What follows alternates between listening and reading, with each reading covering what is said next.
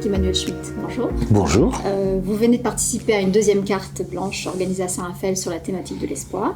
Le public est venu vous écouter sur ce sujet qui, notamment, imprègne votre dernier ouvrage paru chez Albin Michel, Félix et la source invisible.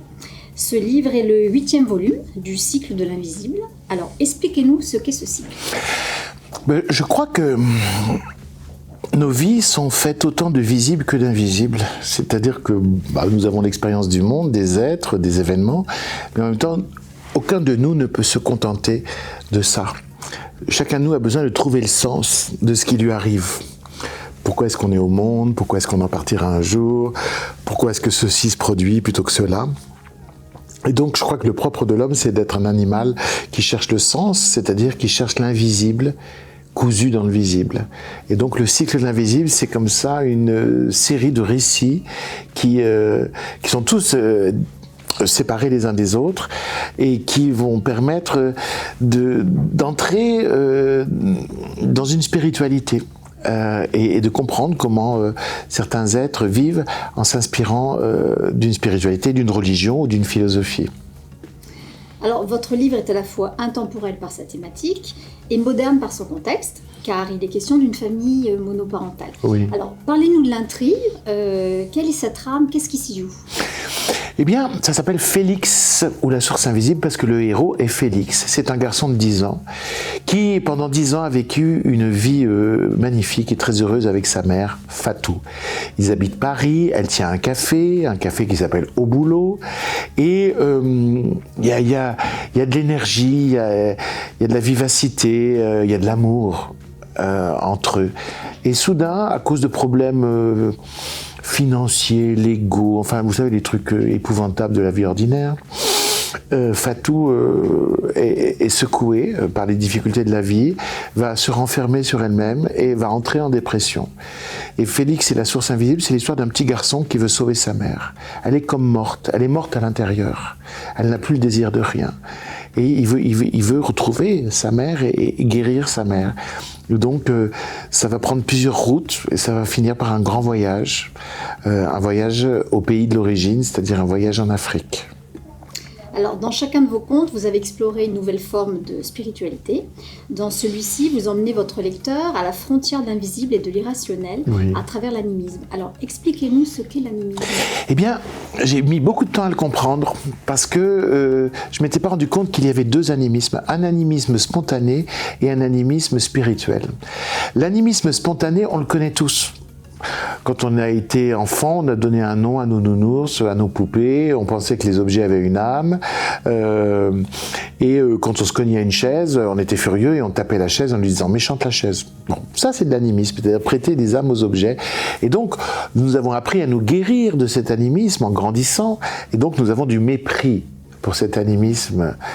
Et on trouve ça dans la philosophie avec Auguste Comte qui dit que le premier âge de l'humanité, c'est l'âge animiste, puis après il y a l'âge religieux, puis après il y a l'âge philosophique. Donc finalement, on a un préjugé très péjoratif concernant l'animisme. C'est ce qui m'empêchait de le comprendre. Et je me suis rendu compte qu'en fait il y avait un autre animisme, l'animisme spirituel, c'est-à-dire cette façon de doubler le monde visible d'un monde invisible. Penser que il n'y a pas que l'homme qui a une âme, mais que l'animal en a une, que l'arbre en a une, qui a un esprit du vent, qui a un esprit de l'eau, un esprit de la savane, que la nuit des démons se réveillent et que les ancêtres ne sont jamais vraiment partis. Et finalement, là je me suis rendu compte que c'était pas ridicule du tout l'animisme, parce que c'était à la fois une morale et une écologie. Une morale parce que c'est une sagesse même, parce que c'est un rapport par exemple au passé qui est assez profond. Quand on est animiste, par exemple, à la fin du repas, on laisse quelques miettes par terre pour les ancêtres. Quelle sagesse! Ne pas se couper de ses ancêtres. Quelle sagesse de rendre les absents présents.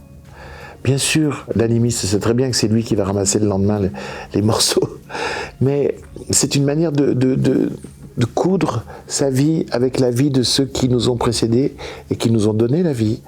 C'est très sage. Et puis il y a une écologie dans l'animisme. L'homme n'a pas de supériorité sur les autres membres de l'univers. Même le minéral a une âme, pas seulement les végétaux et les animaux. Donc comme il n'y a pas de supériorité humaine, ça vient pas à l'esprit d'un animiste de se rendre, comme nous les Occidentaux, maîtres et possesseurs de la nature, comme disait Descartes.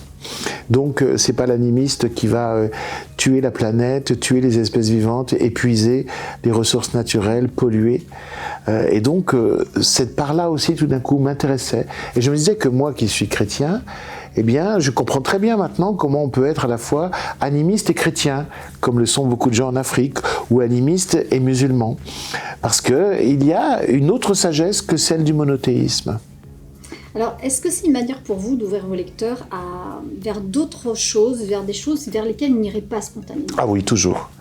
J'aime prendre mon lecteur par la main et lui dire, viens, je vais te raconter une histoire, elle va peut-être t'amuser, elle va peut-être t'émouvoir, et en même temps, elle va te faire découvrir des choses vers lesquelles tu n'irais pas spontanément. Je le fais depuis toujours. J'étais tellement ravi, par exemple, du succès de Monsieur Ibrahim et les fleurs du Coran, où montrer tout d'un coup comment cet épicier musulman soufi peut trouver de la sagesse dans sa lecture du Coran et la transmettre aux petits garçons juifs. C'est important. Je suis très militant de la bienveillance, de la tolérance, et surtout, je crois que la meilleure manière de lutter contre la peur de l'autre, c'est la connaissance. Hein, on a peur de ce qu'on ne connaît pas.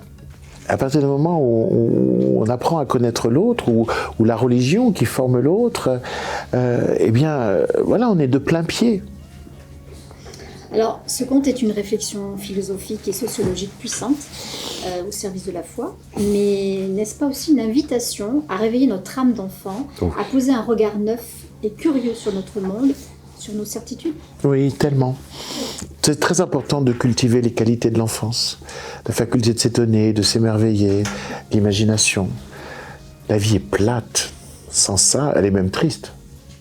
Beaucoup de gens trouvent la vie triste. Mais c'est parce qu'ils ont perdu cette capacité de s'étonner, de s'émerveiller, c'est-à-dire cette capacité d'enfance. Il faut cultiver l'esprit d'enfance. Pas par nostalgie, pas par régression, mais parce qu'il y a des magnifiques qualités dans l'enfance qu'on oublie, parce que la vie nous assomme, nous atomise, nous pulvérise, nous met sous le registre de la loi, du pratique, du matériel, etc.